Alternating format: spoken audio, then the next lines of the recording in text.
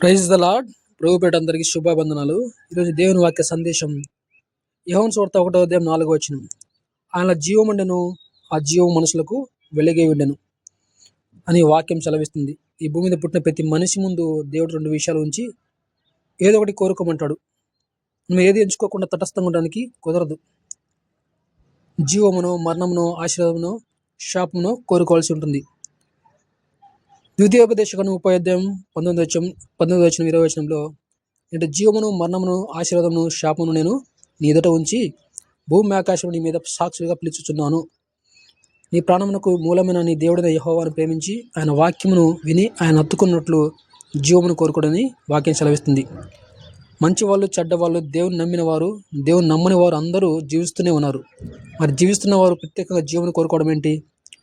ఈ సృష్టిలో జంతువులు, పక్షులు, చెట్లు, చేపలు కూడా జీవిస్తున్నాయి. అయితే జీవించాలా, మరణించాలా అని వాటికి లేని ఎంపిక మనిషికి మాత్రమే ఉంది. ఎందుకంటే దేవుడు మనిషిని ఆలోచింపగల శక్తిని ఇచ్చాడు.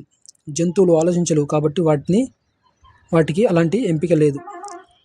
ఈ సృష్టిలో మనుషులు తప్ప జీవరాశులు అవి వాటి శరీరాలను చంపుకోలేవు. మనుషులు భయంతోనో, జీవితం మీద విరక్తి చెందో, జీవించడం కష్టం లేక ఆత్మహత్య చేసుకుంటారు. ఆత్మని ఎవరు హత్య చేయలేరు, కానీ శరీరాన్ని హత్య చేసి మన శరీరంలో ఉండకుండా ఆత్మను బయటకు పంపించేస్తారు. ఆత్మ బయటికి వెళ్ళిపోయాక శరీరం దేనికి పనికిరాదు. యోహాను సువార్త 6:23 ఆత్మయే జీవింపజేయుచున్నది, శరీరం కేవలం నిష్ప్రయోజనమని వాక్యం సెలవిస్తుంది.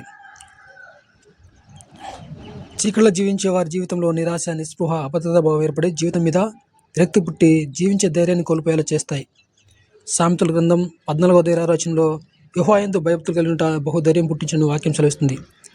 యేసుని హృదయపూర్వకంగా నమ్మి వారి జీవితాలు వెలుగుతో నింపబడి ఉంటాయి. దేవుడు మనకి ఇచ్చిన ఆయుష్కాలం అంతా జీవించడంతో పాటు నిత్య జీవనం సంపాదించుకోవాలంటే దేవుని ప్రేమించి ఆయన వాక్యం విని ఆయన హత్తుకొని ఉండాలి.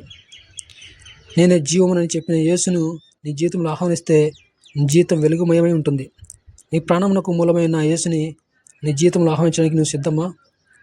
ప్రభువా, మా ప్రాణమునకు మూలమైన నిన్ను ప్రేమించి నీ వాక్యం విని నిన్ను హత్తుకొని జీవించినట్లు మాకు సహాయం దయచేయమని యేసయ్యను అడుగుదాం.